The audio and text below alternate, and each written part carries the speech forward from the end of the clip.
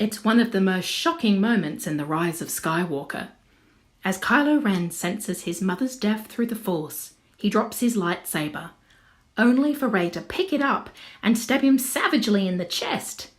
It's violent and unnecessarily ugly, and made even worse that she does it while Kylo's back is turned, and when he's reeling from the loss of his mother. Although, in fairness to Rey, she doesn't realise the latter until a few moments later. The scene left some viewers asking, why did Rey stab Kylo Ren? Isn't she the good guy? Our pure heroine, dressed in virginal and impractical white? And doesn't she have feelings for Kylo Ren, even kissing him at the end? So why does she take the first chance she can to shish kebab him with his own lightsaber? Thematically, the scene is a callback to Kylo's murder of his father, a sense of him perhaps getting what some fans believed he deserved for killing a beloved original trilogy icon. But as to why Rey did it, let's look at where Rey is at, psychologically, in the film at this point, and also at the complicated dynamics of Rey and Kylo Ren's relationship. At this point in the film, Rey is very, very desperate. We can go first light tomorrow. We can't wait that long. We don't have the time. What about Rey and Kylo? Relationship in one way. Desperate. The clock is ticking on how long she has to get to Exegol and stop Palpatine from nuking half the galaxy. When was the last time this girl got to sleep, shower, or have a proper meal? There's no time. The pressure is heavily on Rey here. Sure, Finn, Poe and C-3PO are with her, but when it comes to facing Palpatine, it's going to be the Last Jedi Rey who does all the work. Psychologically, Rey is very shaken up. She just found out she's related to supervillain Palpatine himself, and that she can also shoot Sith lightning from her fingers when she's really, really mad. Not only that, but he ordered the death of her parents. Her repressed memories of mum and dad abandoning her have returned, and she's also seen a harrowing vision of their murder. And all this forced upon her by her dyad soulmate Kylo Ren, whose mind she has literally been inside and he in hers. In The Last Jedi, Rey fell in love with Ben Solo and was devastated when her black and white view of the world was shattered by his decision to stay Kylo Ren. Don't do this, Ben. Please don't go this way.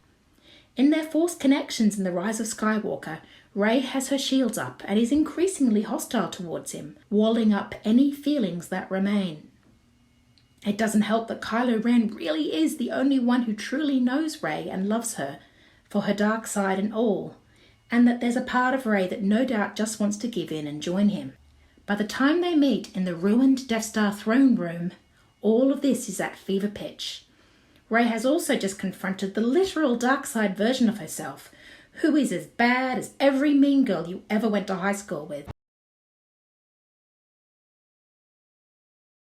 Kylo Ren, who has his own shit going on, let's save that for another video, is desperately trying to close the deal and is doing so by stirring up Rey as much as possible.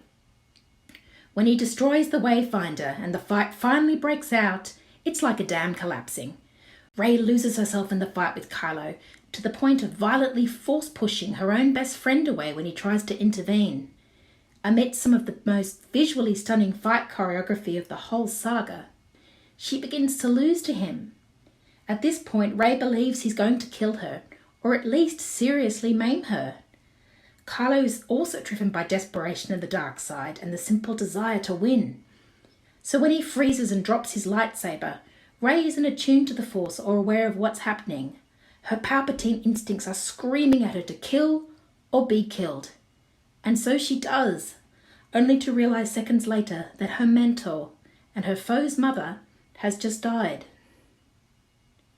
What follows is one of the most outstanding scenes in the film, and between Rey and Ben Solo as a whole. I won't go into it here, but there's a devastation to how Rey simply gives up. She brings her enemy back to life, and for the first time in the film is honest with him. I did want to take your hand. Ben's hand. Rey turns her back on everything. Ben, her friends, the Resistance, her Jedihood, and flees to Ahch-To. This moment is rushed in the film, like all good parts are, and dominated by the return of flashy Force ghost Luke Skywalker. It's almost filmed like a rom-com, the heroine escaping for an island holiday following a bad breakup with her boyfriend. Master Skywalker. What are you doing? When in fact, this is Rey hitting rock bottom, full of self-loathing, panic and despair.